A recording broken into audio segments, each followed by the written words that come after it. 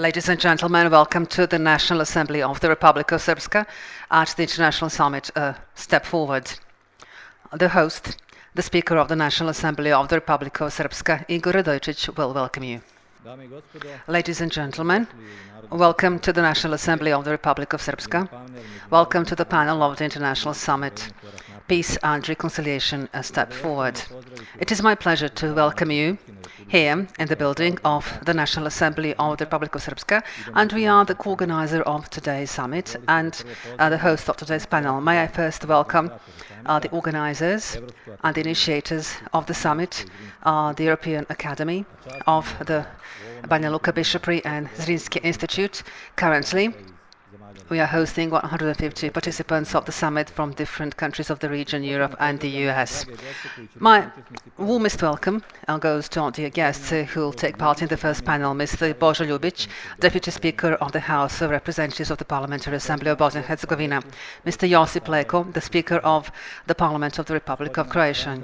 Mr. Ranko Krivokapić, the Speaker of the Parliament of Montenegro. Mr. Nebojša Stefanović, the Speaker of the National Assembly of the Republic of Serbia. Mr. Fahim Škalić, the Speaker of the House of Representatives of the Parliament of the Federation of Bosnia and Herzegovina. Thank you for attending the summit. Welcome. First of all, thank you for yesterday's evening and this morning. It was really very impressive. And as I said this morning, I would have welcomed if my colleagues in the European Parliament would have been present yesterday evening and this morning in the mosque. I would have get another. Today I was asked by the American organizers to speak on women's role in the society and their political work for peace. Ladies and gentlemen, on behalf of the Zrinski Institute for Peace, an organization which I helped co-found with professors, scholars, and students from Harvard University, it is both an honor and a pleasure to have this opportunity to address you here today. I would like to reflect on my participation in the summit, which has a deeper meaning for me.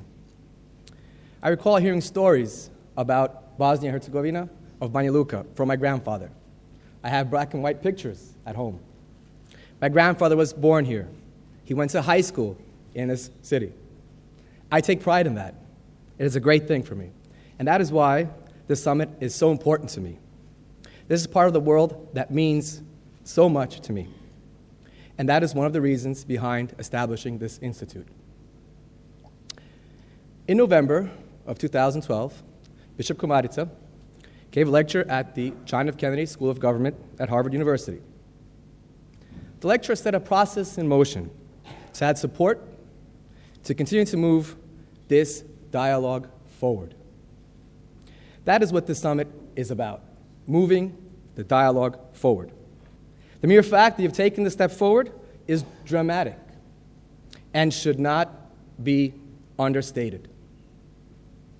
Imagine the possibilities that your actions here today have opened for this region, but for the world at large. Ladies and gentlemen, I am both impressed and humbled to be in your great company today. Moreover, grateful to be allowed to contribute to these noble efforts. You are making history here today, and I would like to move that history forward, and I believe that we will do it together. In support of your step forward, the Zrinski Institute for Peace has brought some of the most renowned and promising practitioners in their respective fields to share with you both their knowledge, techniques, and experiences with political leadership. We hope to provide a blueprint for change that will have impact and continue the process and not have it end here. I would like to thank the National Assembly, Republic of Srpska, for hosting a day of the summit and for its both logistical and financial support to make this such a success. I'd like to acknowledge the European Academy, Diocese of Banja Luka, as the principal organizer who brought us all here today. Finally, I'd like to thank the generous financial support of the United States Conference of Catholic Bishops, who made this summit a reality as well. But it's about you. It's about your presence here.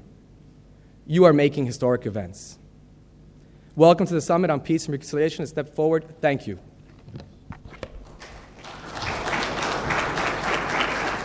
The world is looking for leaders. The world is looking for individuals, individual nations, individual people, but also collective groups of nations and people to try to give an example. We have a tremendous amount of issues that we believe at the Kennedy School at Harvard that can be solved, or at least go a long way to be solved, if we implement leadership principles. Talk about commonality. How can we work together?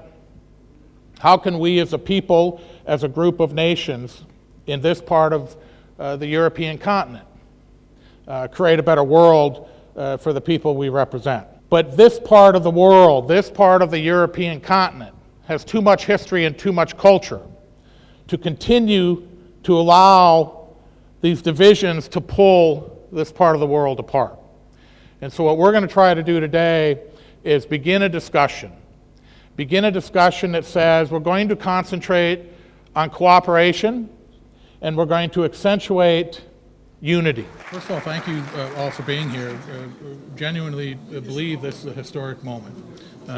There's so much, we believe, talent and ability and history and culture, natural and human resources here, that the impetus for this was we need to get people communicating. We need to help try to move the dialogue forward. Our attempt to do that, I think, was successful. We had not only a group of political leaders, but religious leaders that came to the table. And as you saw, if you were in the room today, said, yes, we need to have a dialogue. We need to continue this. We need to cooperate. We need to work together. Our goal was to find areas of commonality.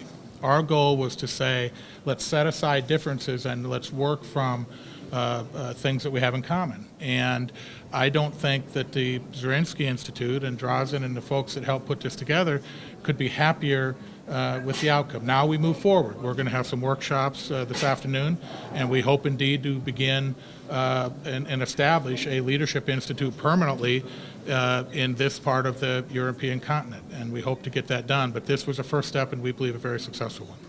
Echoing what Professor Jarding just said, I think moving forward and continuation is the important part, and that is through this Institute of Leadership, where we can bring not only the best leaders that we can share and learn from this region, but also contribute with new cutting-edge techniques and approaches to resolving issues. And I think what Professor Jarding said during the end of his panel discussion was, can you commit to being again at this stage or in a similar setting and communicate? I think the leaders both echoed your sentiments and agree with your idea that yes, they can. And that is, I think, in my respects, a very successful event. And I think the fact that the engagement was there and that there was a dialogue made this event even more successful. Thank you.